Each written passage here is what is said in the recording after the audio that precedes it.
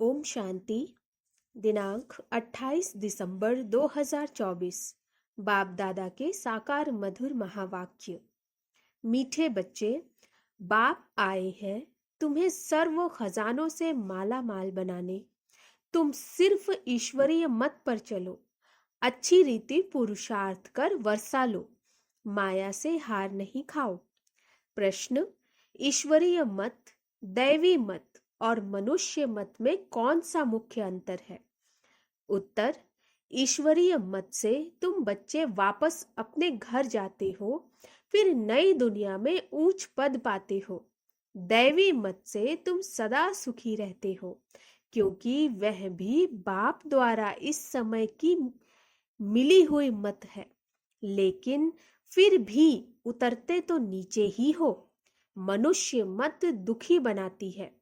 ईश्वरीय मत चलने के लिए, ईश्वरीय मत पर चलने के लिए पहले पहले पढ़ाने वाले बाप पर पूरा निश्चय चाहिए। ओम शांति। बाप ने अर्थ तो समझाया है, मैं आत्मा शांत स्वरूप हूँ। जब ओम शांति कहा जाता है तो आत्मा को अपना घर याद आता है। मैं आत्मा शांत स्वरूप हूँ। फिर जब ऑर्गन्स मिलते हैं तब टॉकी बनती है। पहले छोटे ऑर्गन्स होते हैं, फिर बड़े होते हैं। अब परम पिता परमात्मा तो है निराकार, उनको भी रथ चाहिए टॉकी बनने के लिए। जैसे तुम आत्माएं परम धाम की रहने वाली हो, यहाँ आकर टॉकी बनती हो। बाप भी कहते हैं, मैं तुमको नॉलेज देने के लिए टॉकी बना हूँ। बाप अपना और रचना के आदि मध्य अंत का परिचय देते हैं।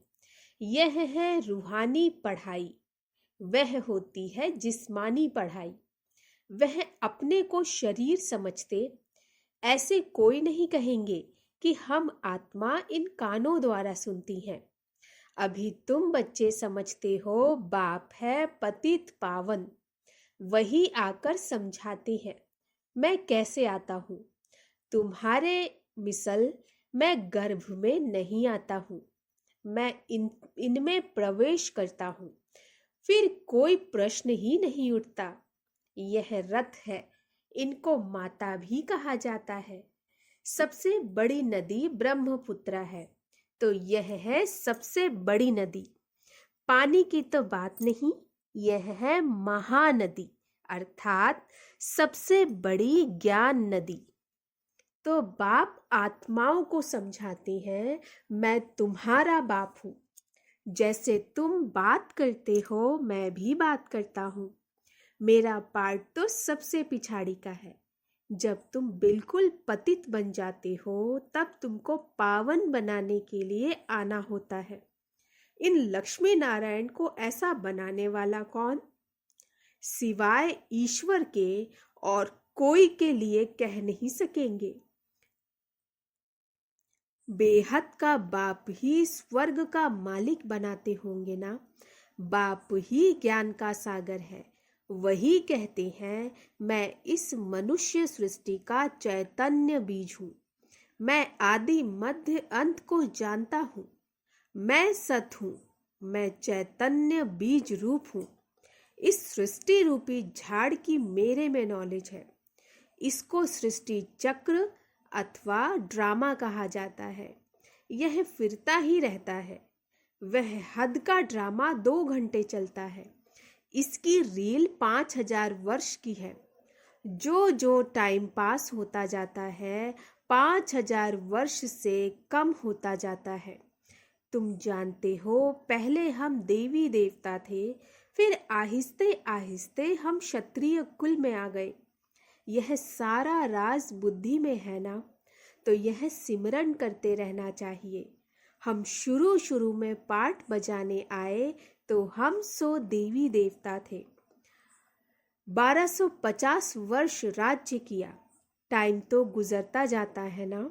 लाखों वर्ष की तो बात ही नहीं। लाखों वर्ष का तो कोई चिंतन कर भी ना सके। तुम बच्चे समझते हो। हम यह देवी देवता थे, फिर पाठ बजाते, वर्ष पिछाड़ी वर्ष पास करते करते अभी कितने वर्ष पास कर चुके हैं। धीरे धीरे सुख कम होता जाता है।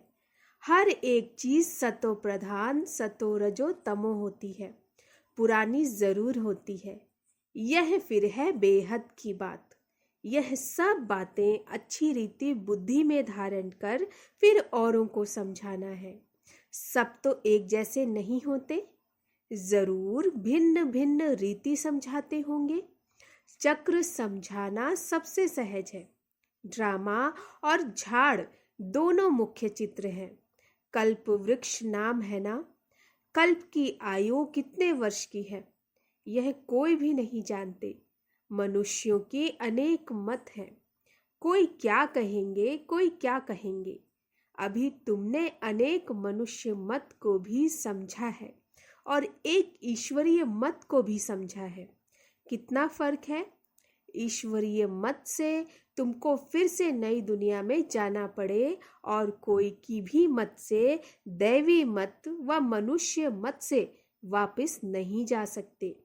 दैवी मत से तुम उतरते ही हो क्योंकि कला कम होती जाती।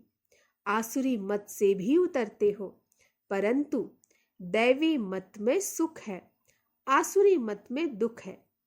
दैवी मत भी इस समय बाप की दी हुई है, इसीलिए तुम सुखी रहते हो। बेहद का बाप कितना दूर दूर से आते हैं। मनुष्य कमाने के लिए बाहर जाते हैं। जब बहुत धन इकट्ठा होता तो फिर आते हैं।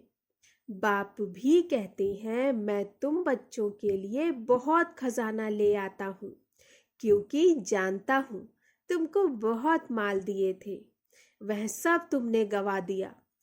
तुमसे ही बात करता हूँ जिन्होंने प्रैक्टिकल में गवाया है। 5000 वर्ष की बात तुमको याद है ना।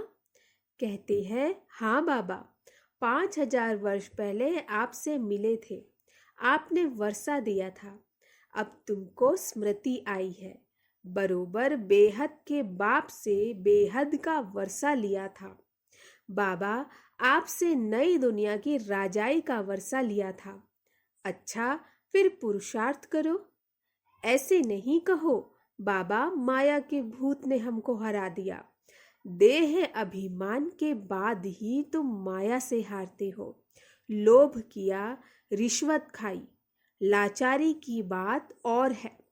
बाबा जानते हैं लोभ के सिवाय पेट पूजा नहीं होगी। हर्जा नहीं, भल खाओ परंतु कहाँ फंस नहीं मरना, फिर तुमको ही दुख होगा। पैसा मिलेगा खुश हो खाएंगे, कहाँ पुलिस ने पकड़ लिया तो जेल में जाना पड़ेगा। ऐसा काम नहीं करो, उसका फिर रिस्पॉन्सिबल मैं नहीं हूँ। पाप करते हैं तो जेल में जाते हैं, वहां तो जेल आदि होता नहीं। तो ड्रामा के प्लान अनुसार जो कल्प पहले तुमको वर्षा मिला है, 21 जन्म लिए वैसे ही फिर लेंगे। सारी राजधानी बनती है, गरीब प्रजा साहूकार प्रजा, परंतु वहां दुख होता नहीं, यह बाप गारंटी करते हैं। सब एक समान तो बन न सके। सूर्यवंशी चंद्रवंशी राजाई में सब चाहिए ना। बच्चे जानते हैं कैसे बाप हमको विश्व की बादशाही देते हैं। फिर हम उतरते हैं। स्मृति में आया ना।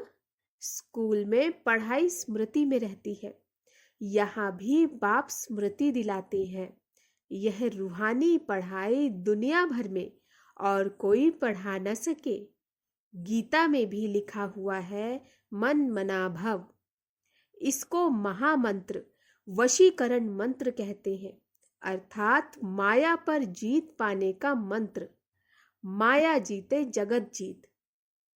माया 5 विकार को कहा जाता है। रावण का चित्र बिल्कुल क्लियर है। 5 विकार स्त्री में, 5 विकार पुरुष में। इनसे गधा अर्थात टट्टू बन जाते हैं, इसीलिए ऊपर में गधे का शीश देते हैं। अभी तुम समझते हो ज्ञान बिगर हम भी ऐसे थे। बाप कितना रमणीक रीति बैठ पढ़ाते हैं। वह है सुप्रीम टीचर। उन उनसे जो हम पढ़ते हैं वह फिर औरों को सुनाते हैं। पहले तो पढ़ाने वाले में निश्चय कराना चाहिए। बोलो, बाप ने हमको यह समझाया है, अब मानो ना मानो, यह बेहद का बाप तो है ना।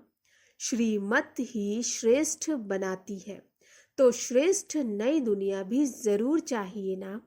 अभी तुम समझते हो हम कीचड़े की दुनिया में बैठे हैं, दूसरा कोई समझ न सके। वहां हम बहिष्त स्वर्ग में सदा सुखी रहते हैं, यहाँ नर्क में कितने दुखी हैं। इसको नर्क कहो व विषय वैतरणी नदी कहो, पुरानी दुनिया छी है। अभी तुम फील करते हो, कहाँ सतयुग स्वर्ग, कहाँ कलयुग नर्क। स्वर्ग को कहा जाता है वंडर ऑफ वर्ल्ड, त्रेता को भी नहीं कहेंगे। यहाँ इस गंदी दुनिया में रहने में मनुष्यों को कितनी खुशी होती है। विष्ठा के कीड़े को भ्रमरी भू भू कर आप समान बनाती, तुम भी कीचड़े में पड़े हुए थे, मैंने आकर भू भू कर तुमको कीड़े से अर्थात शूद्र से ब्राह्मण बनाया। अभी तुम डबल सिरताज बनते हो तो कितनी खुशी रहनी चाहिए। पुरुषार्थ भी पूरा करना चाहिए। बेहद का बाप समझानी तो बहुत सहज देते हैं, दिल से लगता भी है। बाबा सच सच कहते हैं। इस समय सभी माया की दूबन में फंसे हैं, बाहर का शो कितना है। बाबा समझाते हैं, हम तुमको दूबन से अर्थात दलदल से आकर बचाते हैं, स्वर्ग में ले जाते हैं। स्वर्ग का नाम सुना हुआ है, अभी स्वर्ग तो है नहीं, सिर्फ यह चित्र है। यह स्वर्ग के मालिक कितने धनवान थे। भक्ति मार्ग में भल रोज मंदिरों में जाते थे, परंतु यह ज्ञान कुछ नहीं था। अभी तुम समझते हो, भारत में यह आदि सनातन देवी देवता धर्म था। इन्हों का राज्य कब था यह किसको पता नहीं। देवी देवता धर्म के बदले अब फिर हिंदू हिंदू कहते रहते। शुरू में हिंदू महासभा का प्रेसिडेंट आया था, बोला हम विकारी असुर हैं, अपने को देवता कैसे कहलाएं। हमने कहा अच्छा आओ तो तुमको समझाएं, देवी देवता धर्म की स्थापना फिर से हो रही है, हम तुमको स्वर्ग का मालिक बना देंगे, बैठकर सीखो। बोला दादाजी फुर्सत नहीं। फुर्सत नहीं तो फिर देवता कैसे बनेंगे। यह पढ़ाई है ना। बेचारे की तकदीर में नहीं था, मर गया। ऐसे भी नहीं कहेंगे कि वह कोई प्रजा में आएगा, नहीं, ऐसे ही चला आया था, सुना था यहाँ पवित्रता का ज्ञान मिलता है, परंतु सतयुग में तो आ न सके, फिर भी हिंदू धर्म में ही आएंगे। तुम बच्चे समझते हो माया बड़ी प्रबल है, कोई न कोई भूल कराती रहती। कभी कोई उल्टा सुल्टा पाप हो तो बाप को सच्चे दिल से सुनानी है। रावण की दुनिया में पाप तो होते ही रहते, कहते हैं हम जन्म जन्मांतर के पापी हैं। यह किसने कहा। आत्मा कहती है बाप के आगे या देवताओं के आगे। अभी तो तुम फील करते हो बरोबर हम जन्म जन्मांतर के पापी थे। रावण राज्य में पाप जरूर किए हैं, अनेक जन्मों के पाप तो वर्णन नहीं कर सकते हो, इस जन्म का वर्णन कर सकते हैं, वह सुनाने से भी हल्का हो जाएगा। सर्जन के आगे बीमारी सुनानी है, फलाने को मारा, चोरी की, इस सुनाने में लज्जा नहीं आती, विकार की बात सुनाने में लज्जा आती है। सर्जन से लज्जा करेंगे तो बीमारी छूटेगी कैसे। फिर अंदर दिल को खाती रहेगी, बाप को याद कर नहीं सकेंगे, सच सुनाएंगे तो याद कर सकेंगे। बाप कहते हैं मैं सर्जन तुम्हारी कितनी दवाई करता हूँ, तुम्हारी काया सदैव कंचन रहेगी। सर्जन को बताने से हल्का हो जाता है। कोई कोई आपे ही लिख देते हैं, बाबा हमने जन्म जन्मांतर पाप किए हैं, पाप आत्माओं की दुनिया में पाप आत्मा ही बने हैं। अब बाप कहते हैं, बच्चे तुम्हें पाप आत्माओं से लेन देन नहीं करनी। सच्चा सतगुरु अकाल मूर्त है बाप, वह कभी पुनर्जन्म में नहीं आते। उन्होंने अकाल तख्त नाम रखा है, परंतु अर्थ नहीं समझते हैं। बाप ने समझाया है, आत्मा का यह तख्त है, शोभता भी यहाँ है, तिलक भी यहाँ भ्रकुटी में देते हैं ना।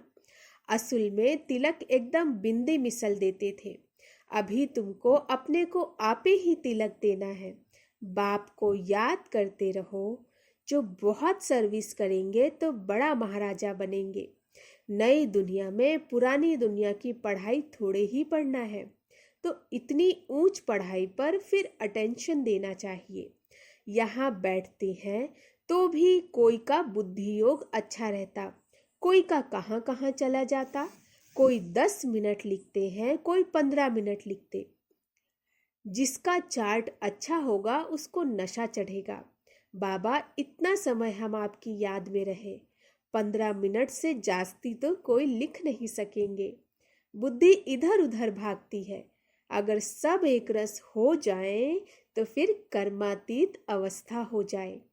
बाप कितनी मीठी मीठी लवली बातें सुनाते हैं। ऐसे तो कोई गुरु ने नहीं सिखाया। गुरु से सिर्फ एक थोड़े ही सीखेगा, गुरु से तो हजारों सीखे ना। सतगुरु से तुम कितने सीखते हो?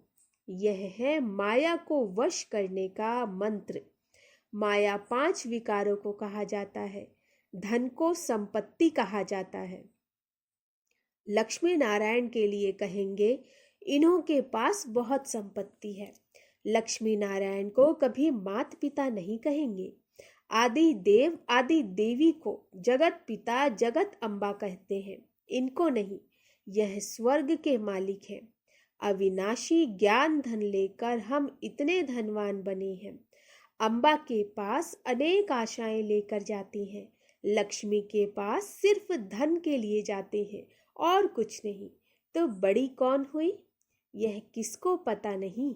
अम्बा से क्या मिलता है, लक्ष्मी से क्या मिलता है? लक्ष्मी से सिर्फ धन मांगते हैं। अम्बा से तुमको सब कुछ मिलता।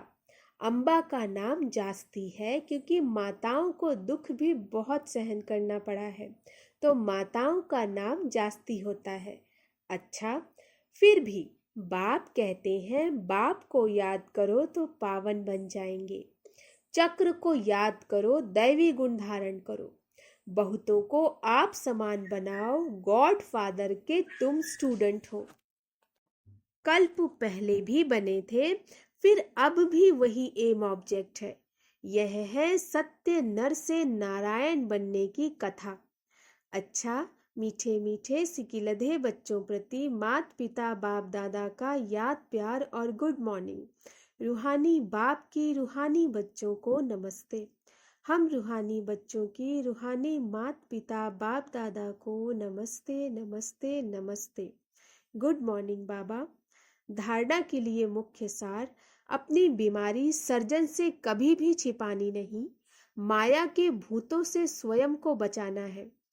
अपने को राज तिलक देने के लिए सर्विस जरूर करनी है। दूसरा, स्वयं को अविनाशी ज्ञान धन से धनवान बनाना है। अब पाप आत्माओं से लेन देन नहीं करनी। पढ़ाई पर पूरा पूरा अटेंशन देना है।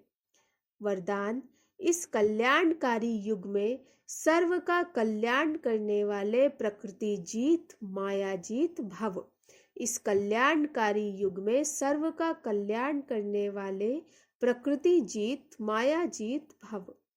संगम युग को कल्याणकारी युग कहा जाता है। इस युग में सदा ये स्वमान याद रहे कि मैं कल्याणकारी आत्मा हूँ। मेरा कर्तव्य है पहले स्व का कल्याण करना, फिर सर्व का कल्याण करना। मनुष्य आत्माएं तो क्या हम प्रकृति का भी कल्याण करने वाले हैं। इसीलिए प्रकृति जीत माया जीत कहलाती है। जब आत्मा पुरुष प्रकृति जीत बन जाती है तो प्रकृति भी सुखदायी बन जाती है। प्रकृति व माया की हलचल में आ नहीं सकते। उन्हों पर अकल्याण के वायुमंडल का प्रभाव पड़ नहीं सकता। स्लोगन: एक दूसरे के विचारों को सम्मान दो तो माननीय आत्मा बन जाएंगे। एक दूसरे के विचारों को सम्मान दो तो माननीय आत्मा बन जाएंगे। अच्छा, ओम शांति।